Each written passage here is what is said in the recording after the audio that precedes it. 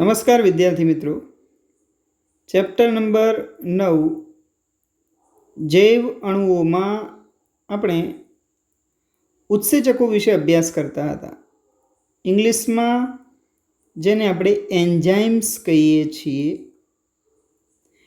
એમાં આજે આપણે જે ટોપિક ભણવાનો છે એનું નામ છે ઉત્સેચકો દ્વારા ઊંચા દરથી રાસાયણિક પ્રક્રિયા કઈ રીતે થાય છે. ઊંચા દરથી રાસાયણિક પ્રક્રિયા કઈ રીતે થાય છે એ આપણે સમજવાનો અહીંયા પ્રયાસ કરીએ છીએ. બરાબર, એટલે કે રાસાયણિક જે રૂપાંતરણ છે કેવી રીતે થાય છે એ સમજીએ. તો ઉત્સેચક વિશે આપણે જોઈ ગયા છીએ. સક્રિય સ્થાન વિશે પણ આપણે અભ્યાસ કરી ચૂક્યા કે સક્રિય સ્થાન એ એવું સ્થાન છે કે જેમાં જે આપણે જાણીએ છીએ ઉત્સેચકો પ્રોટીનના બનેલા છે અને પ્રોટીન શૃંખલાનો મુખ્ય આધાર ભાગ તેની ઉપર સ્વયં કુંતલિત થયેલો હોય છે અને શૃંખલા સ્વયં પણ આડી અવળી હોય છે અને પરિણામે જે ખાંચ કે ગુહા જોવા મળે છે જેને આપણે સક્રિય સ્થાન તરીકે ઓળખીએ છીએ. સક્રિય સ્થાન, બરાબર છે. અને આ જે ખાંચ કે ગુહા હોય છે ત્યાં પ્રક્રિયક આવીને ગોઠવાય છે, એવું આપણે અગાઉના લેક્ચરમાં પણ જોઈ ગયા. આને આપણે સબસ્ટ્રેટ અથવા તો પ્રક્રિયક કહીશું. બરાબર, એટલે કે રાસાયણિક કે ચયાપચયિક રૂપાંતરણનું એક પ્રક્રિયા હોય છે જેમાં રસાયણનું નિપજમાં રૂપાંતરણ થાય છે. એટલે કે જે રસાયણનું નિપજમાં રૂપાંતરણ થાય એને આપણે શું કહીએ? પ્રક્રિયક અથવા તો સબસ્ટ્રેટ. બરાબર છે. જ્યારે નિપજને આપણે શું કહીશું? પ્રોડક્ટ. પ્રોડક્ટ અથવા તો શું કહેવાય એને? નિપજ. પ્રક્રિયાથીમાંથી નિપજ બને છે. બરાબર. તો અહીં ઉત્સેચક એક સક્રિય સ્થાન સાથે એક ત્રિપરિમાણ સંરચના ધરાવતું પ્રોટીન છે. બરાબર, જે એક પ્રક્રિયકને નિપજમાં ફેરવે છે. એટલે કે પ્રક્રિયક અહીંયા આવીને જોડાશે. એટલે કે આવી રીતે તમે જોઈ શકો છો, આ ઉત્સેચક એની સાથે આ પ્રક્રિયક જોડાઈ જાય. બરાબર, હું જરા એને કલર બદલીને સમજાવવાનો પ્રયાસ કરીશ કે આ એમાં ફિટ બેસે એવું એનું પ્રક્રિયક નિશ્ચિત ઉત્સેચક અને નિશ્ચિત એના માટે એક નિશ્ચિત પ્રક્રિયક હોય એમ કહી શકાય. બરાબર છે. તો આ એન્ઝાઇમ્સ છે અને આ પ્રક્રિયક છે. ઓકે, તો આ જે સક્રિય સ્થાન છે ત્યાં આ પ્રક્રિયક આવીને ગોઠવાય અને આ પ્રક્રિયકનું ત્યારબાદ નિપજમાં રૂપાંતર થાય. બરાબર છે. આ બાબત ક્લિયર હોવી જોઈએ. સાંકેતિક સ્વરૂપે આપણે લખવું હોય તો એવી રીતે લખી શકીએ કે S2P. એનો મતલબ કે પ્રક્રિયકમાંથી નિપજ બનશે. બરાબર છે. પ્રક્રિયાથી S ઉત્સેચકના સક્રિય સ્થાન જે તિરાડ કે ખાંચા સ્વરૂપે હોય છે. એટલે કે આ ઉત્સેચકનું જે અહીંયા સક્રિય સ્થાનની આપણે વાત કરીએ અત્યારે. બરાબર, આ જે સ્થાન છે ત્યાં પ્રક્રિયક એટલે કે પ્રક્રિયાથી જોડાય છે અને પ્રક્રિયાથી સક્રિય સ્થાન તરફ પ્રસરણ પામે છે. બરાબર, આ સક્રિય સ્થાન હોય ત્યાં એ પ્રસરણ પામે છે અને આ પ્રકારે આવશ્યક ઉત્સેચક પ્રક્રિયાથી સંકુલનું નિર્માણ થાય. તો અહીં તમે જોઈ શકો, આ જે સંકુલ બન્યું એને આપણે ES કોમ્પ્લેક્સ કહીશું. ES એટલે કે E એટલે ઉત્સેચક, S એટલે પ્રક્રિયાથી અને આખું કોમ્પ્લેક્સ એટલે કે સંકુલ એમ કહી શકાય. બરાબર, આપણે અહીં ફરીથી સમજવાનો પ્રયાસ કરીએ કે અહીંયા ધારો કે આ ઉત્સેચક છે આ એની સાથે આપણે એક પ્રક્રિયાથીને જોડીએ. બરાબર છે. સબસ્ટ્રેટ એટલે કે પ્રક્રિયાથી માટે શું આવશે? S. ઓકે, એટલે કે અહીંયા ES કોમ્પ્લેક્સ બને, ES સંકુલનું નિર્માણ થાય એમ કહી શકાય. ઉત્સેચક પ્રક્રિયાથી સંકુલ, એને આપણે બીજું શું કહી શકીશું? ઉત્સેચક પ્રક્રિયાથી સંકુલ બને. બરાબર,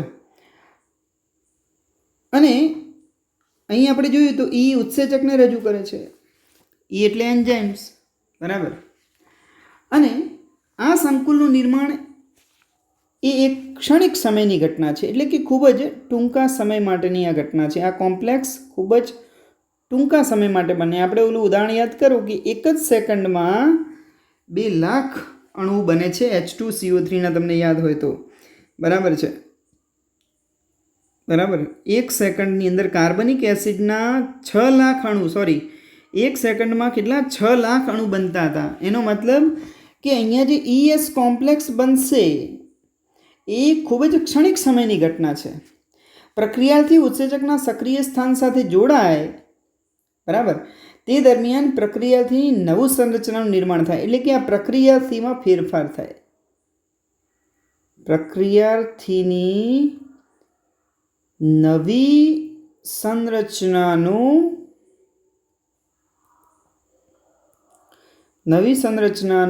નિર્માણ થાય. એટલે કે આ પ્રક્રિયાથીમાં ફેરફાર જોવા મળશે. પ્રક્રિયાથી છે એમાં ફેરફાર થાય, બરાબર, અને પ્રક્રિયાથી નવી સંરચનાનું નિર્માણ થાય, જેને સંક્રમણ અવસ્થા સંરચના કહેવાય. આ જે થયું સંક્રમણ અવસ્થા કહીશું. સંક્રમણ અવસ્થા સંરચના એટલે કે ઉત્સેચક સાથે જ્યારે પ્રક્રિયાથી જોડાય ત્યારે પ્રક્રિયાથીની નવી સંરચનાનું નિર્માણ થાય. એને આપણે સંક્રમણ અવસ્થા સંરચના કહીએ છીએ. તેના પછી તરત જ અહીંયા શું થાય છે તો પ્રક્રિયાથીના જે છે એ તરત જ એ સ્વીકૃત બંધનું તૂટવું કે નિર્માણ થવું. એટલે કે કેટલાક બંધ તૂટે છે અને કેટલાક બંધ શું થાય છે નિર્માણ પામે છે. બરાબર. તો અહીંયા જે પ્રક્રિયાથી છે એમાં ફેરફાર થઈ જશે. બરાબર. અને પ્રક્રિયાથી ફેરફાર થઈ અને નિપજમાં ફેરવાઈ જશે. અને પછી સક્રિય સ્થાન પરથી જે ઉત્સેચક એટલે કે જે પ્રક્રિયાથી છે એ નિપજમાં ફેરવાયો છે એ ઉત્સેચકથી મુક્ત થઈ જાય. એટલે કે નિપજને મુક્ત કરે છે એમ કહી શકાય. બરાબર. ઉત્સેચક નિપજને એટલે કે ત્યાં સક્રિય સ્થાન પરથી નિપજ જે છે મુક્ત થાય. બીજા શબ્દોમાં પ્રક્રિયાથીની સંરચના નિપજની સંરચનામાં ફેરવાય. અહીં જે પ્રક્રિયાથી છે, આ જે પ્રક્રિયાથી છે એ એમાં જ ફેરફાર થાય. એટલે કે એમાં બંધ, કેટલાક બંધ તૂટે, કેટલાક બંધનું નિર્માણ થાય અને એ નિપજમાં ફેરવાય છે. બરાબર છે. આ વાક્યનો અર્થ અહીં આપણે જોઈએ તો રૂપાંતરણનો આ પથ એ કથિત સંક્રમણ અવસ્થા દ્વારા થાય છે. કથિત સંક્રમણ અવસ્થા એટલે કે સ્થાયી પ્રક્રિયક અને નિપજની વચ્ચે આપણે અહીં જોયું કે જે પ્રક્રિયક છે, આ ધારો કે ઉત્સેચક આપણે લઈએ, બરાબર, આ આપણો પ્રક્રિયક છે. ઓકે. હવે શું થાય, આ પ્રક્રિયક જ્યારે ઉત્સેચક સાથે જોડાય એટલે ES કોમ્પ્લેક્સ બને, ES સંકુલ બને. ES સંકુલ બન્યા પછી આ જે પ્રક્રિયાથી છે એ પ્રક્રિયાથીમાં કેટલાક બંધ તૂટે, નવા બંધ નિર્માણ પામે, નવા બંધ બને. બરાબર. અને જ્યારે પ્રક્રિયાથીમાંથી આવું બધું થઈ અને નિપજ બને તો વચ્ચે એ ઘણી બધી રૂપાંતરિત સંરચનાત્મક અવસ્થાઓમાંથી પસાર થાય છે. રૂપાંતરિત સંરચનાત્મક અવસ્થાઓમાંથી પસાર થાય. બરાબર છે. આ વાક્યનો અર્થ એ છે કે બધી જ મધ્યવર્તી સંરચનાત્મક અવસ્થા અસ્થાયી હોય છે. એટલે કે પ્રક્રિયાથીમાંથી જ્યારે નિપજ બને ત્યારે જેટલી પણ અવસ્થાઓ હોય વચ્ચે જે મધ્યવર્તી સંરચનાઓ બને છે કેવી હોય, અસ્થાયી હોય છે. બરાબર.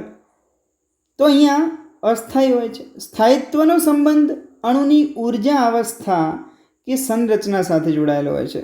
તો સ્થાયિત્વ આપણે કોને કહીશું? બરાબર.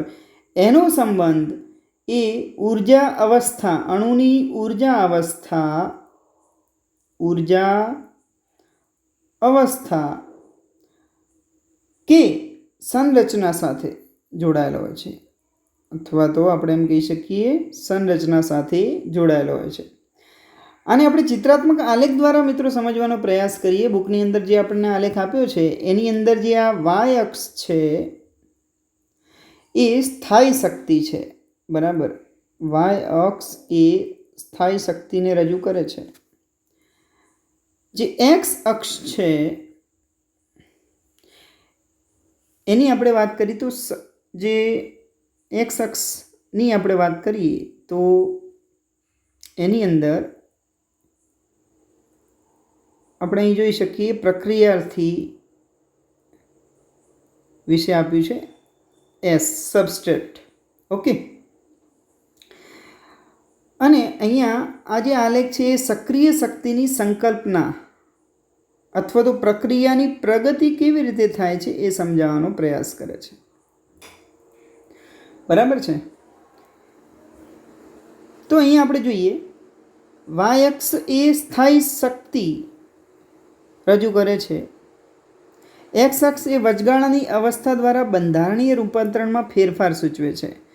બરાબર, અહીંયા આ એક્સ અક્ષ એ આ વાય અક્ષ છે. બરાબર, આ એક્સ અક્ષ છે જે બંધારણીય રૂપાંતરણમાં ફેરફાર દ્વારા ફેરફાર સૂચવે છે. અહીં આપણે આલેખને જરા ધ્યાનથી જોઈએ તો આવી રીતે આપણને આપ્યું છે કે એક આ રીતે આપણને એક આલેખ આપ્યો છે. પ્રક્રિયાર્થીમાંથી નિપજ બને છે એ સમજાવતો આલેખ છે. બરાબર,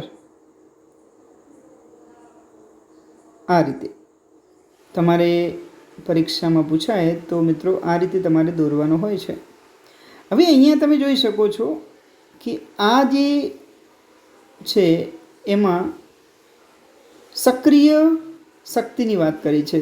તો ઉત્સેચક સાથે સક્રિય શક્તિ છે આ.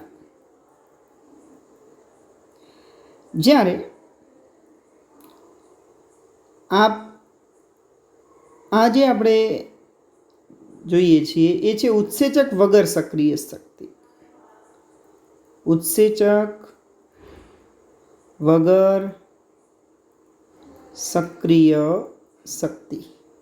બરાબર છે. સંક્રમણ અવસ્થા આપણે આગળ જોયું કે સંક્રમણ અવસ્થા એટલે શું? તો પ્રક્રિયાથી એસ અને ઈ નિપજ બને છે પી પ્રોડક્ટ. બરાબર, એની વચ્ચે જે કંઈ નિર્માણ થાય છે, બરાબર, તો અહીં પ્રક્રિયાર્થીની નવી સંરચનાનું જે નિર્માણ થાય છે એને આપણે શું કહીશું? સંક્રમણ અવસ્થા. એટલે પ્રક્રિયાર્થીમાંથી નિપજ બને છે. ઓકે, તો અહીંયા આપણે જોઈએ બે વસ્તુ ધ્યાનમાં રાખવા જેવી છે. એક પ્રક્રિયક એસ અને નિપજ પીના વચ્ચે શક્તિ સ્તરમાં ભિન્નતા છે. પ્રક્રિયક એસની આપણે વાત કરીએ અને નિપજ પીની વાત કરીએ તો એ બંને વચ્ચે શક્તિ સ્તરમાં એક તો ભિન્નતા છે. જો નિપજ પ્રક્રિયાર્થી કરતાં નીચલા સ્તરનો હોય, અહીં ખાસ ધ્યાન રાખજો, નિપજ પ્રક્રિયાર્થી કરતાં નીચલા સ્તરનો હોય, બરાબર છે, તો પ્રક્રિયા બાહ્ય ઉષ્મીય હોય છે. આવી પ્રક્રિયાને આપણે શું કહીશું? બાહ્ય ઉષ્મીય. બાહ્ય ઉષ્મીય પ્રક્રિયા એને કહી શકાય. આ અવસ્થામાં નિપજ નિર્માણ કાર્ય માટે શક્તિની આવશ્યકતા નથી. અહીંયા ખાસ ધ્યાન રાખજો, અહીંયા શક્તિની જરૂર પડતી નથી. એટલે કે શક્તિની જે આવશ્યકતા છે એ અહીંયા નથી. ઓકે, એટલે જો નિપજ પ્રક્રિયાથી કરતાં નીચલા સ્તરનો હોય તો પ્રક્રિયા બાહ્ય ઉષ્મીય કહેવાય. અને બાહ્ય ઉષ્મીય પ્રક્રિયાઓમાં શક્તિની આવશ્યકતા હોતી નથી. બરાબર, એટલે કે શક્તિની એટલે કે ગરમી દ્વારા જે શક્તિ છે એની આવશ્યકતા નથી. આમ છતાં બાહ્ય ઉષ્મીય પ્રક્રિયા અથવા તો એને આપણે સ્વયં પ્રવર્તિત પ્રક્રિયા, બાહ્ય ઉષ્મીય પ્રક્રિયા કે સ્વયં પ્રવર્તિત પ્રક્રિયા અથવા તો અંત ઉષ્મીય કે શક્તિ આવશ્યક પ્રક્રિયાઓમાં પ્રક્રિયાથીને ઉચ્ચ શક્તિ અવસ્થા કે વચગાળાની અવસ્થામાંથી પસાર થવું પડે છે. આ ભલે પ્રક્રિયા આપણે બાહ્ય ઉષ્મીય હોય અથવા એના માટે બીજો શબ્દ આપણને આપ્યો છે સ્વયં પ્રવર્તિત પ્રક્રિયા. સ્વયં પ્રવર્તિત એટલે કે અહીંયા કોઈ પણ પ્રકારની શક્તિની આવશ્યકતા નથી, માટે આ પ્રક્રિયા સ્વયં પ્રવર્તિત કહેવાય, સ્વયં પ્રવર્તિત પ્રક્રિયા. અથવા આપણે જોઈએ તો અંત ઉષ્મીય કે શક્તિ આવશ્યક પ્રક્રિયા, જે પ્રક્રિયામાં શક્તિની આવશ્યકતા હોય એને આપણે શું કહીશું? અંત ઉષ્મીય પ્રક્રિયાઓ. બરાબર છે. તો અહીંયા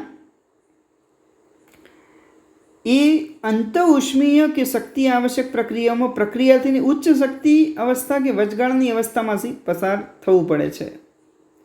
બરાબર. પ્રક્રિયાથી અને વચગાળાની અવસ્થા વચ્ચે સરેરાશ શક્તિના તફાવતને સક્રિય શક્તિ કહેવાય છે.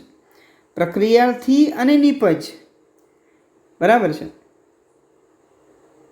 એની પ્રક્રિયાથી અને વચગાળાની અવસ્થા વચ્ચે સરેરાશ શક્તિનો જે તફાવત છે જે આપણે અહીં દર્શાવ્યો છે એને આપણે શું કહીશું? સક્રિય શક્તિ.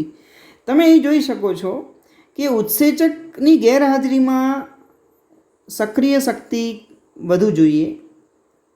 બરાબર. અને ઉત્સેચકની હાજરીમાં, ટૂંકમાં કહેવાનો મતલબ કે ઉત્સેચકની ગેરહાજરીમાં સક્રિય શક્તિ કેવી હોય છે? ઓછી હોય છે. પરિણામે પ્રક્રિયકમાંથી નિપજ બનતા વાર લાગે. પણ ઉત્સેચક સાથે તમે જોઈ શકો છો સક્રિય શક્તિ. બરાબર. તો અહીંયા એ આ આલેખ ઉપરથી જ આપણે જોઈ શકીએ છીએ કે ઉત્સેચક સાથે જે સક્રિય શક્તિ છે